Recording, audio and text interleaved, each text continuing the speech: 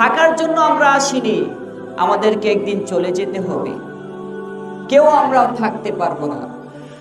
কোরআনে কারীমের মধ্যে আল্লাহ তাআলা বলেন, কুল্লু নাফসিন যায়িকাতুল মাউত।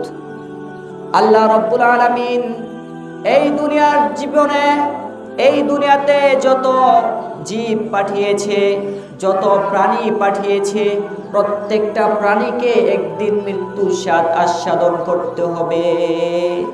সবাই মারা যাবে, কেউ থাকতে পারবে না। আমাদের সবাইকে একদিন চলে যেতে হবে দুনিয়া থেকে। যেদিন মারা যাবেন, হয়তো মসজিদের মাইকে ঘোষণা করবে, অমুক এলাকার নিবাসী অমুক ভাই এতটা বাজে ইন্তেকাল করেছে। এই এলান আমার হবে, আপনার হবে, আমাদের সবার হবে। একটু মৃত্যুর কথা চিন্তা করেন। ভাবেন, আপনি শুয়ে মাঝে মধ্যে শুয়ে ভাববেন যে আমি নাই এখন বর্তমানে পৃথিবীতে, কি হবে? আমি যখন মারা যাব, আমার ছেলে মেয়েরা কান্না জুড়ে দিবে, তারা কান্নাকাটি শুরু করবে। কেউ মসজিদের মাইকে এলান করবে, অমুক ভাই দুনিয়া থেকে বিদায় নিয়ে চলে গেছে। কেউ বাজারে যাবে আপনার জন্য সর্বশেষ কাফনের কাপড় কেনার জন্য, কেউ আপনার জন্য কয়বর করার জন্য গুরুস্থানে চলে যাবে। আপনাকে চার খাটিয়ার উপর করে জানাজার নামাজ পড়ার জন্য ময়দানে নিয়ে যাওয়া হবে। ইমাম সাহেব চার তাকবীর বলে আপনার জানাজা দিবে। জানাজা শেষ করে আপনাকে কবরে রেখে সবাই চলে আসবে। এই অন্ধকার কবরের ভিতর আপনি একা একা থাকবেন। দুনিয়ার কেউ আপনার এই অন্ধকার কবরের সাথী হবে না। বিশ্বনবী জনাবে মুহাম্মদুর রাসূলুল্লাহ বলেন, কোন মানুষ যখন মারা যায় তখন তার কবরে তিনটা জিনিস যায়। কয়টা জিনিস? তিনটা জিনিস। এর মধ্যে একটা জিনিস হলো তার কিছু আত্মীয় স্বজন যায় তার কবরে রাখতে।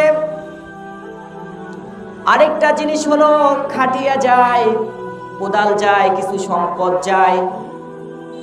বিশ্বনবী বলেন তার আত্মীয় স্বজন এবং জানাজার খাট মাট এগুলো সব কিছু বাড়িতে ফিরে আসবে।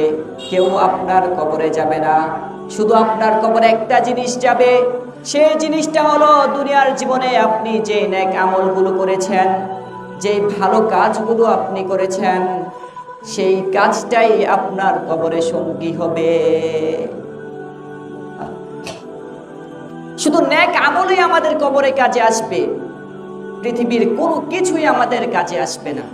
এত ক্ষমতা, এত দাপট, এত পাওয়ার, এত যশ, এত সেলিব্রিটি কিছুই কবরে যাবে না। সব কিছু শেষ হয়ে যাবে।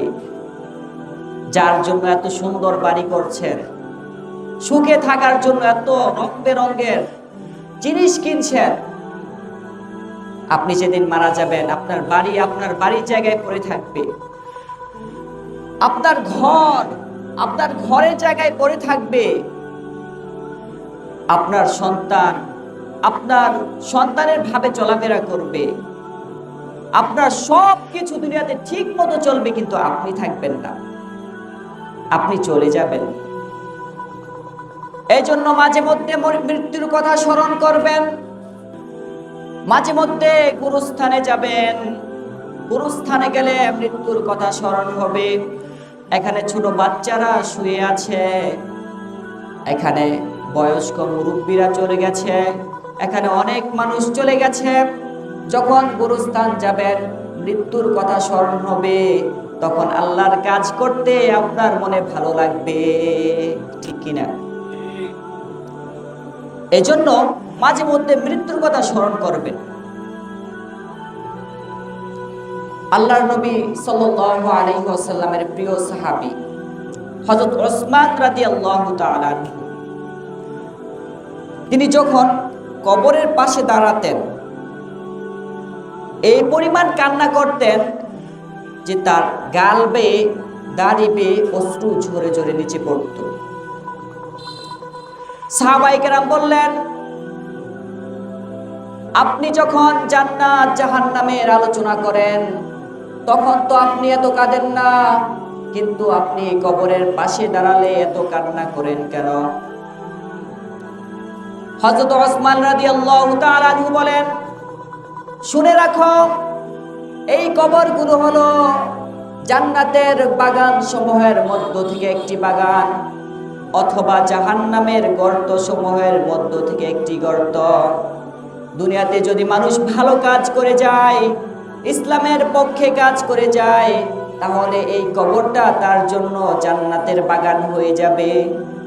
আর দুনিয়ার জীবনে যদি মানুষ আল্লাহকে নারাজ করে মানুষকে খুশি করে যায়, আল্লাহকে নারাজ করে তার মন মতো চলে যায়, তাহলে এই অন্ধকার কবরটা তার জন্য জাহান্নামের একটা গর্ত হয়ে যাবে। এই জন্য আমি কাঁদি। আমি উসমান তো জানি না যখন আমাকে কবরে রাখা হবে আমার অবস্থা কি হবে। আমি কি ভালো হব? কবর কি আমার জন্য ভালো হবে না মন্দ হবে?